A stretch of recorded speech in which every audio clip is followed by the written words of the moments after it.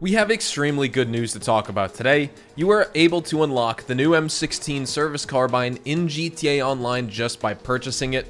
No weapon part collecting required, no more searching far and wide across Los Santos in a futile effort to find crime scene spawns, no more nonsense in general. Today on the show we have new information and details that confirm what many players wanted to hear, plus we have some more interesting news about what you can do with these crime scene spawns even after you've collected the weapon parts and assembled your service carbine. Welcome back to the channel everyone, and thank you so much for stopping by. We're gonna get started right now, so if you enjoy the video at any point or if you just find it helpful, let me know by dropping a like on it. And if you want to stay up to date with everything GTA Online and Rockstar games, consider hitting that subscribe button with your bell notifications turned on.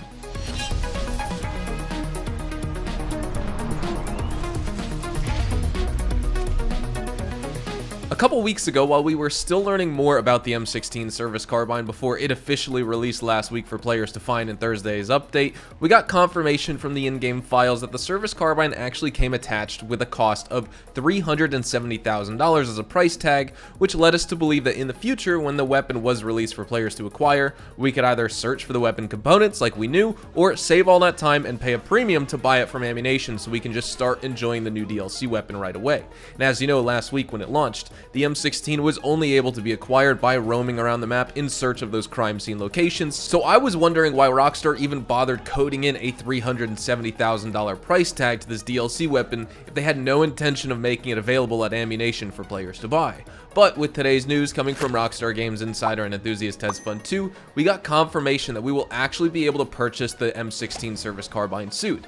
And he said, well, the service carbine is eventually going to be fully released, at which point you will be able to buy it directly from AMIGOS without having to resort to wait hours until you experience the crime scene event. And that's great news, right? Well, I'm sure many of you have already unlocked this weapon, and this may not matter for you. There are still many players, including myself actually, who have been searching Los Santos this entire week and still haven't unlocked this weapon. I've personally only gotten one weapon component throughout my entire time playing this week, and while I work on my videos or attend to other business, I'll usually take a short break to fly around the map once to each potential crime scene location, and I still just do not get them to spawn. And I'm paying mindful attention to the timers that influence how this event spawns and where the crime scenes pop up, and I just have no luck either way. Whether I'm in a public session or an invite-only session, I just cannot seem to get one of these crime scenes to spawn for me, and that makes this a real pain to acquire, and this supposedly fun treasure hunt a real chore as well. So I'm really pleased to see that one day this may not be the case, and I'm hoping as early as tomorrow with the new Thursday weekly update for GTA that this will happen, where we can also expect the new Declasse Vigoro ZX to release as well. I know a lot of players are looking forward to that Camaro in game, but the one caveat to this good news is that we don't know if the ammunition stock of the M16 service carbine will arrive this week or not. You know, obviously I'm hopeful for this week personally, but more realistically I think we do still have to wait a little while longer because the crime scene random events are still relatively new additions to the game, and the casual player base may not have even had a chance to just even discover one just yet. So while we wait, we have some more information on how the crime scene spawns work, and we also have some techniques to hopefully help you out with unlocking the M16 when it comes to collecting those annoying weapon parts from the crime scene spawns. Vito Corleone asked, but I guess after you changed lobbies, bam, do you need to wait another 20 minutes? To which Tez responded, the random event timers reset once you close the game or switch sessions. There's no point in changing sessions between invite-only lobbies because you basically reset the event timer back to 30 minutes. However, if you do that with public lobbies, you may just be lucky enough to land into a session where the script host of the free mode script has lounged around long enough and the random event timer has reached 0, thus triggering the event. And about the script host bit, yes. The way peer-to-peer works within GTA Online is that there's a session host who handles players joining in and leaving, and every network script has a host. The script of the host of the free mode script has the best latency when it comes to entering or leaving interiors, triggering events, etc. So this is all really good intel. While you don't want to necessarily reset the random event timer by changing sessions, as it turns out, it's actually a better strategy to just hop in public sessions where the crime scenes are spawning, as opposed to consistently waiting for your own timer to run down in an invite-only session, only to find out that it doesn't spawn, and then you change the lobbies, and then that resets the timer again, so you just never find it. Now, obviously, this is really convoluted and seems entirely unnecessary, right? Why do we have to do all this legwork to unlock a weapon, and also why is Rockstar not alerting the player base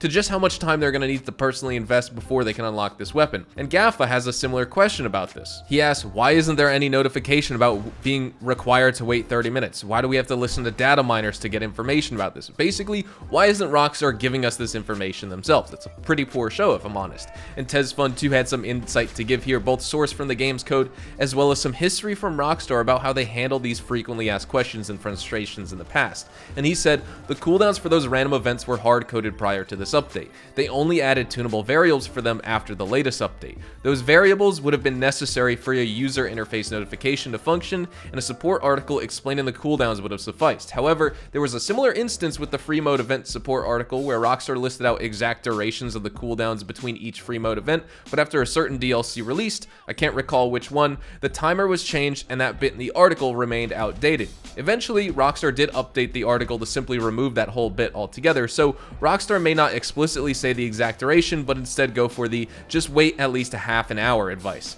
But that raises the question of whether that would be as helpful as revealing the exact location, and that remains to be seen. And while not as technical as the information that Tez provided, Wildbrick nailed it in my opinion when it comes to Rockstar's financial motivations for doing such an event with ridiculous and confusing timers. It's all about keeping players on the game as long as possible. The answer is very simple. They want you to play the game as long as possible. They don't care what you do in the game or how badly inconvenienced you are by the lack of official documentation, as long as they have and can maintain that player count in their stats to brag about to their investors. And most online games these days are like that, with arbitrary timers, restrictions, and deliberate withholding of such that serve literally no purpose other than monetization and to keep player counts high. Now, another question that players have been asking me in the comments is what happens when you collect all weapon components and you assemble your M16? Are these crime scene spawns still enabled, and can you still interact with this random event in GTA? I myself didn't have the answer at the time to answer, but I came across this information today, and so I decided to share it with you in this video. Tez says that you can actually get cash upon collecting the weapon parts, and that cash amount actually turns out to $10,000,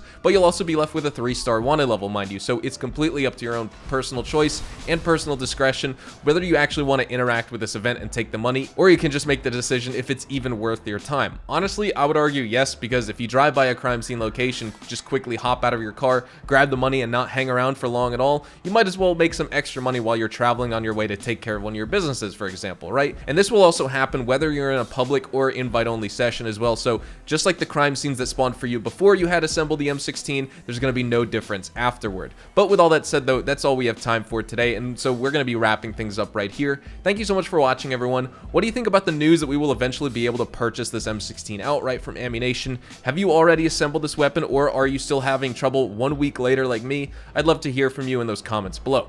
One last thing for today's video, tomorrow is the new GTA Online weekly update, where we have a new DLC vehicle releasing, which is the Vigoro ZX, plus we have additional bonuses, discounts, free rewards, and other cash rewards for completing certain weekly challenges. I'll have a video out on all of that news and information early tomorrow morning, so definitely stick around. With that said, hopefully you all enjoyed the video today, and if you did, hopefully I earned your like on it. And of course, if you are new to my channel and you want to stay up to date with all the best GTA Online and Rockstar Games content, consider hitting that subscribe button so you don't miss out on a single thing we post here on the channel. We consistently talk about updates, news, information, tips, tricks, and even leaks, and we'll keep you guys updated here on the channel daily, so make sure you hit that subscribe button. If you want to follow me over on Twitch, Twitter, and Instagram, those are the best places to get connected with me outside of YouTube, and you're more than welcome to ask me any questions on those platforms. You can follow me at HazardousHDTV, and all of my social media links can be found in the description down below. That being said, thank you all so much for watching, everyone. I hope you all have a fantastic day, and I will see you guys in the next GTA Online video.